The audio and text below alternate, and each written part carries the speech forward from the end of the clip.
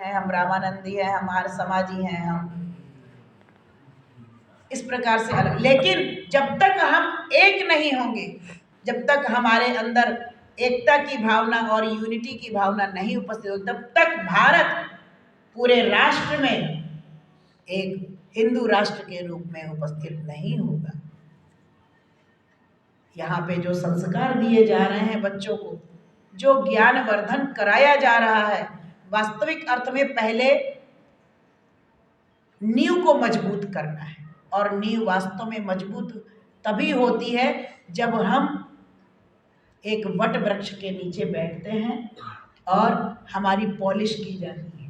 Polish करना means हमारे व्यक्तित्व के प्रत्येक आयामों को बाहर निकालना, हमारे अंदर जो गुण छिपे हुए हैं। देखिए, भगवान ने हमको जन्म दिया, प्रत्येक के अंदर कोई ना कोई हुनर है, कोई ना कोई गुण है, लेकिन उनको बाहर निकालना किस प्रकार से, यह हमारा आर्य समाज सिखाता है बच्चों को। यज्ञ का प्रावधान क्यों दयानंद जी समाज में लेकर आए? देवो मंत्राधीना, देव मंत्रों के अधीन है। इस सकल सृष्टि को कौन संचालित करेगा? देवों से अधीन है ये सकल सृष्टि, और देवों को जागृत करने के लिए यज्ञ, हवन, और यह जो वातावरण उपस्थित होगा, इसमें वर्षा होगी, कोई अकाल नहीं पड़ेगा, कोई दाने के लिए मोहताज नहीं होगा। यह एक व्यवस्था है, और इस व्यवस्था को समझने के लिए हमें आर्य समाज को समझना ही पड़ेगा।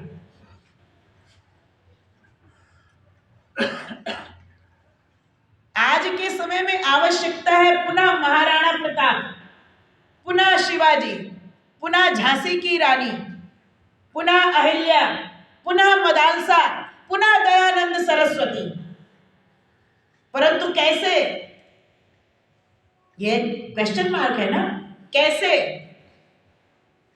आपने एक स्टोरी सुनी होगी, मां जगदम्बा सीता जी के पिताजी राजा विदेहराज, राजा जनक जी, उनके गुरु अष्टावक्र जब अपने मां के गर्भ में थे और पिताजी यज्ञ हवन किया करते थे, और उसमें कुछ भी अशुद्ध उच्चारण होता था तो गर्भ के अंदर से ही बोलते थे अष्टावक्र जी, नहीं पिताजी यहां आपने अशुद्ध बोल दिया। क्यों?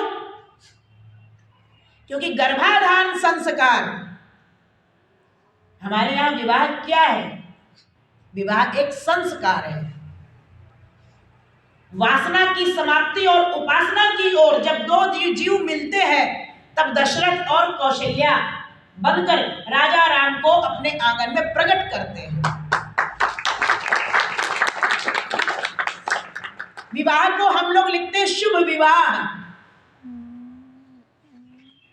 जब दो जीव मिलते हैं तब नंद और यशोदा मिलते हैं, और परब्रह्म परमात्मा परमेश्वर श्री कृष्ण को द्वापर में लाकर और कंस जैसे राक्षसों का दमन करवाते हैं।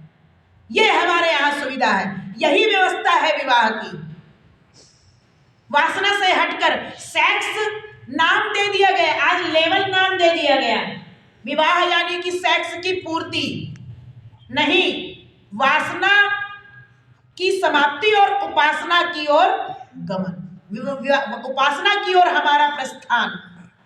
उपासना करने के लिए दो जीव मिलते हैं, और इस सकल सृष्टि को संचालन करने के लिए एक दूसरे के पूरक बनकर, एक दूसरे की उदर पूर्ति, एक दूसरे की सुविधाओं और व्यवस्थाओं और इच्छाओं को पूर्ति करते हुए एक मर्यादा में, एक अनुशासन में रहकर, उसके पश्चात दयानंद सरस्वती जैसे महान विभूति को इस धराधाम पर प्रकट करते हैं।